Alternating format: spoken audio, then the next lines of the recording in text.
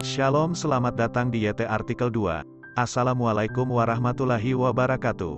Hai sahabat Rahman, apa kabar kalian semuanya? Semoga kalian baik-baik saja. Untuk teman pekerja yang jauh, perantau dalam negeri atau di luar negeri, yang jauh dari keluarganya seperti admin, semoga kalian semuanya dilindungi dan diselamatkan dalam pekerjaan masing-masing. Dan untuk sahabatku yang bersama keluarganya, semoga kalian sehat selalu dalam lindungannya. Amin.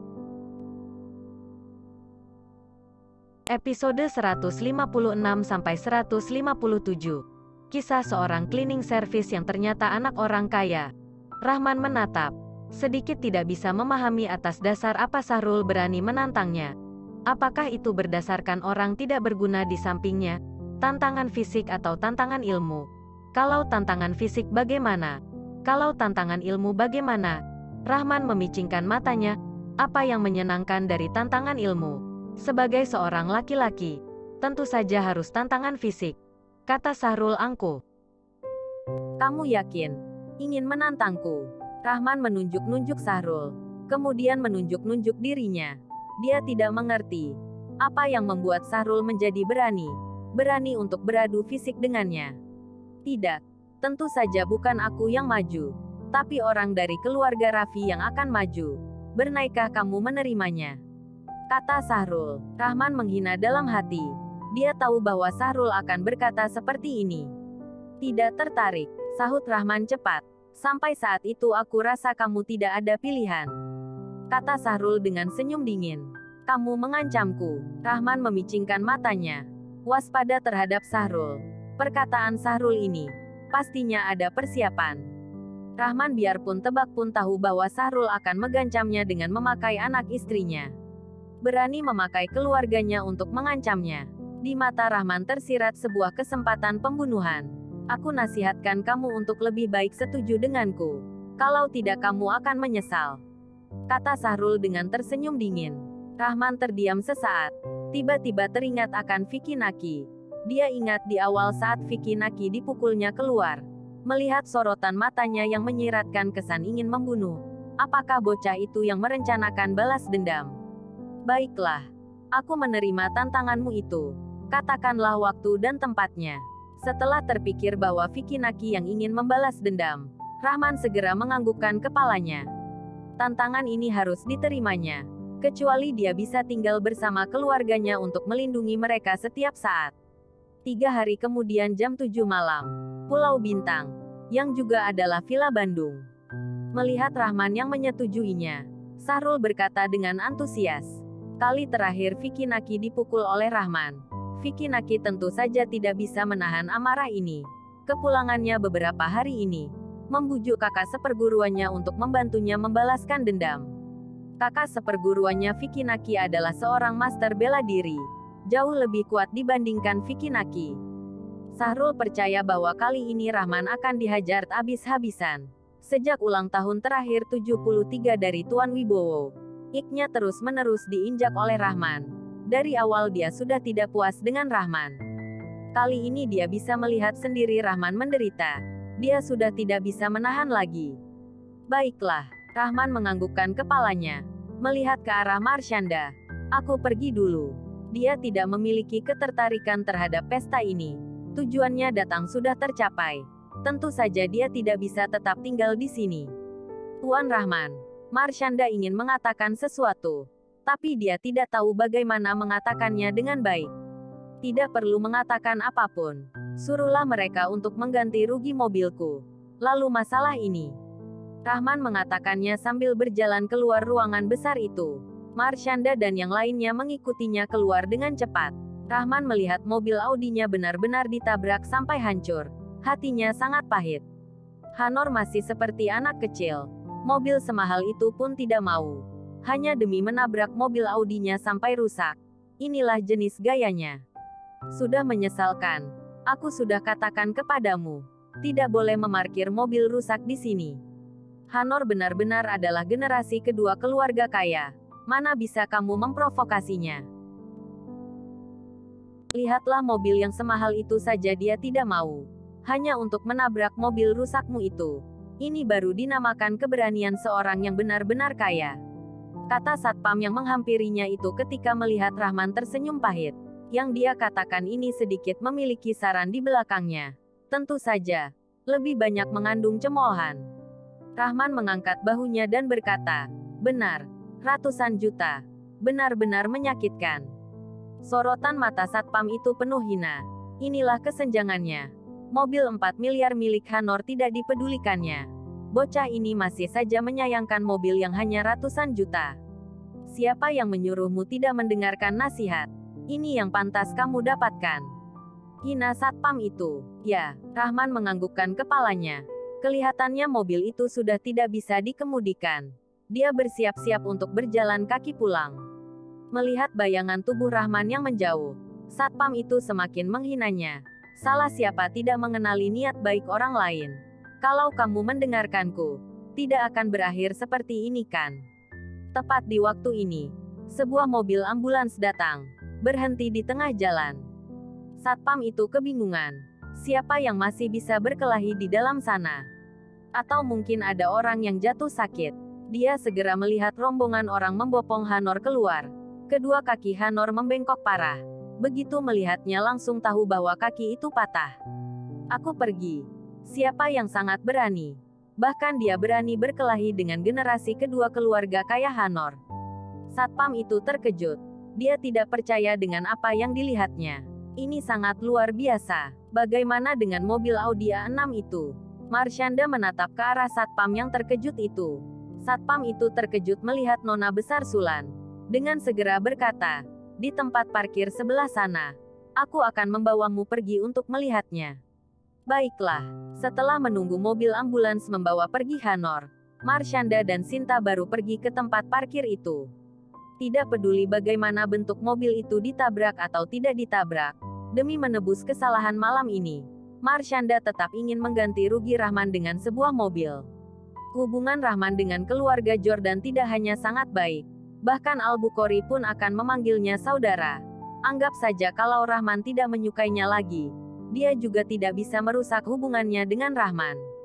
Nona besar, bocah itu benar-benar tidak bisa mengenali niat baik.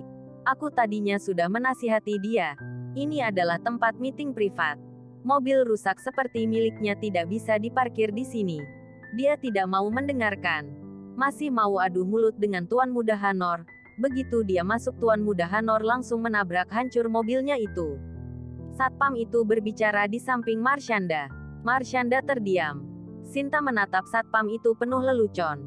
Merasa bahwa satpam ini tidak tahu kalau kedua kaki Hanor dipatahkan olehnya. Yaitu orang yang direndahkan olehnya. Nona besar, ini adalah mobil Audi bocah itu. Lihatlah. Hanor langsung menabraknya dengan mobil Big G miliknya. Benar-benar sangat kuat. Setelah sampai di tempat parkir, satpam itu menunjukkan mobil Audi A6 itu dan berkata dengan penuh lelucon. Kamu hanyalah seorang satpam. Bahkan sampai merendahkan orang yang menaikmudikan mobil Audi ini. Aku tanya kamu mengendarai mobil apa?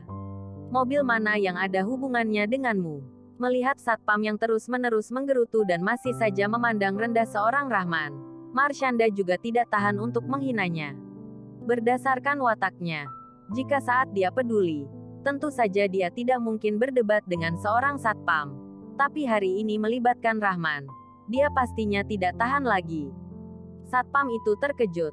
Dia tidak memahami mengapa Marsyanda berkata seperti ini. Lanjut ke episode berikutnya. Episode 157. Apakah di mata kalian semua, hanya seorang yang mengendarai mobil mewah saja yang bisa disebut orang penting? Marsyanda menatap sekilas satpam itu dan mencemoohnya.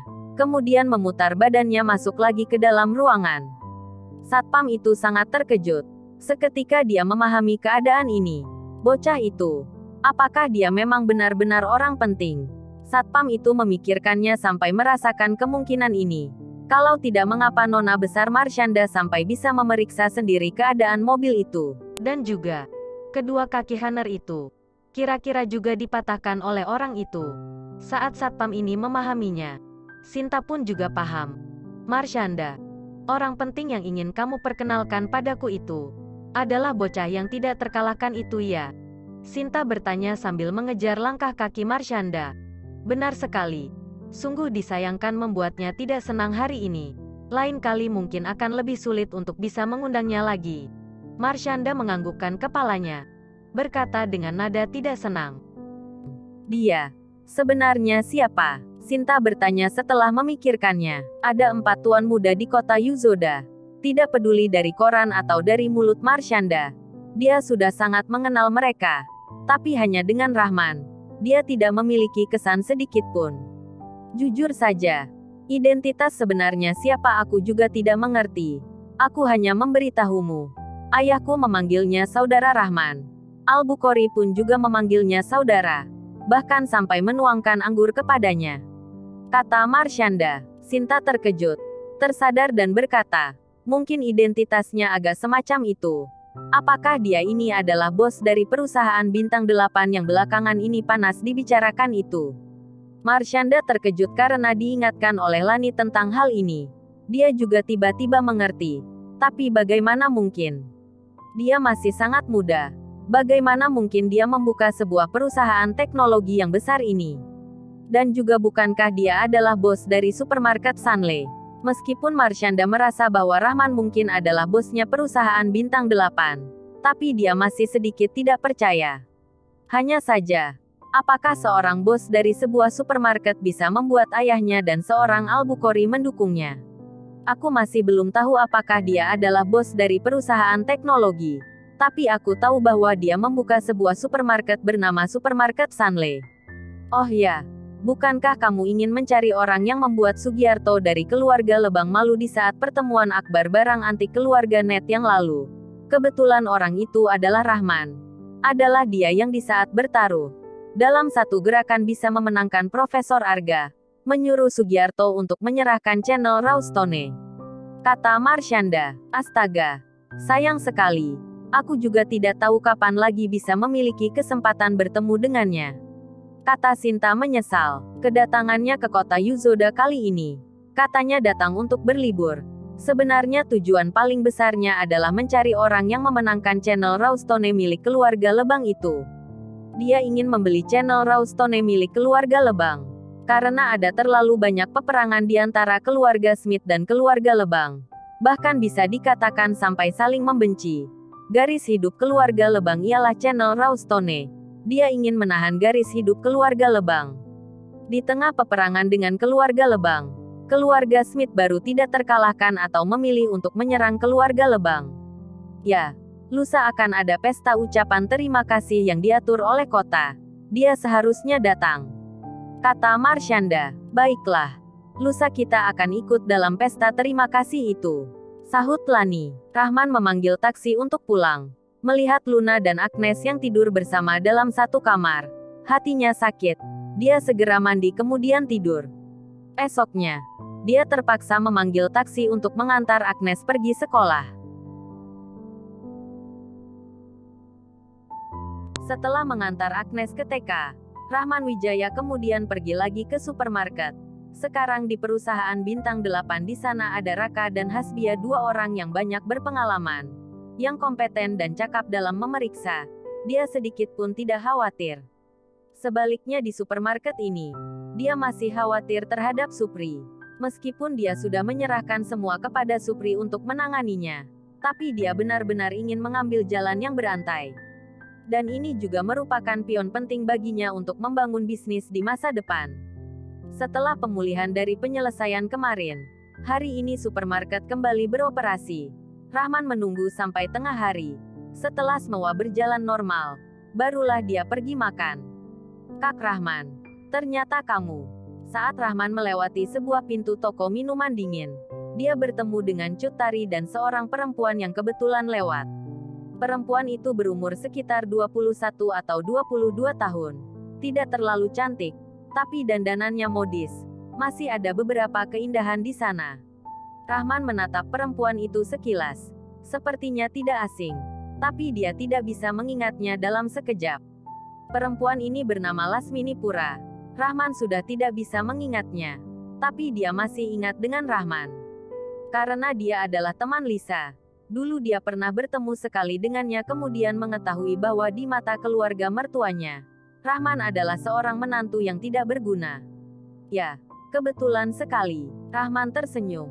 Menyahut Cut Tari. Kak Rahman, kamu mau pergi kemana? Cut Tari kembali bertanya. Sejak terakhir kali Rahman menunjukkan bakat yang luar biasa di pesta ulang tahun kakeknya, sikapnya terhadap Rahman telah berubah banyak secara kualitatif. Sedang bersiap untuk makan siang. Apakah kalian belum makan juga? Rahman langsung menyahutnya. Baru mau makan. Kak Rahman, begini saja. Kamu traktir kami minuman dingin. Kami akan mentraktirmu makan siang bagaimana?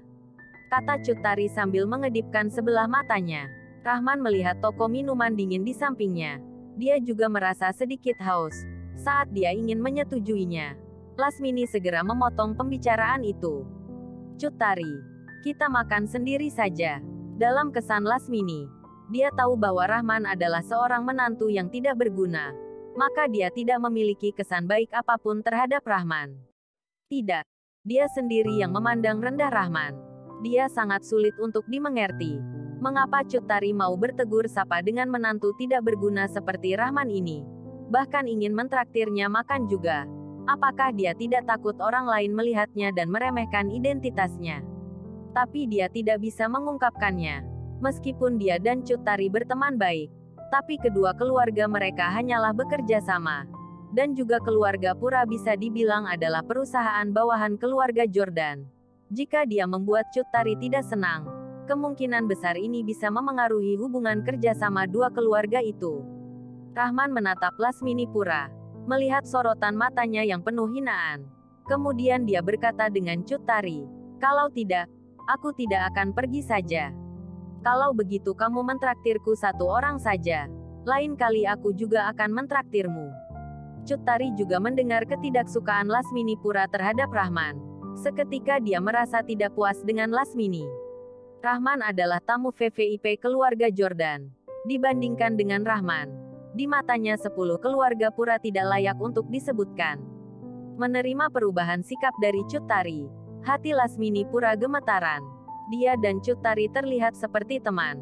Sebenarnya hanya demi keuntungan perusahaan keluarganya dia sengaja mendekati Cut Tari. Dan dia berhasil mendapatkan kepercayaan dari Cut Tari. Ini mengandalkan banyak perhatian dan kesabaran. Bersambung.